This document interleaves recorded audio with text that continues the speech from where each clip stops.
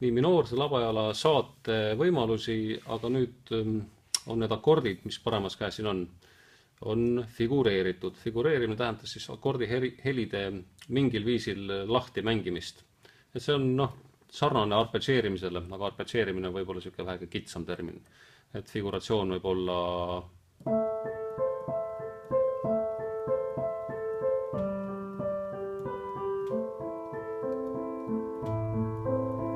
see on nagu figuratsioon, arpedžeering võib olla on midagi sellist rohkem. Nii ja siis võtan praegu E-mollist selle minoorse labajala. Ja teil on meili peal nüüd videoid, MP3-sid erinevates helistikes ja õppige mängima siis neid saatakorde erinevatest akordipööretest alustades, näiteks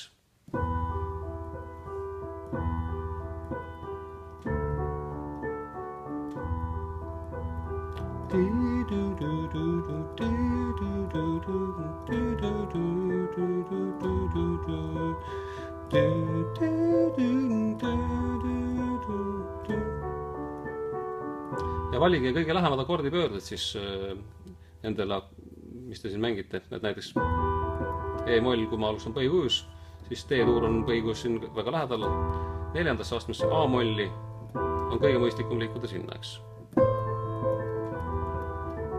Siis proovige läbi ka mõnes teises pöördes, näiteks nüüd alustan sekstakordpöördest.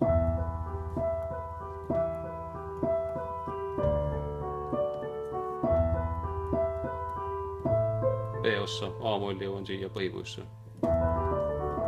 Või siis viimane variant.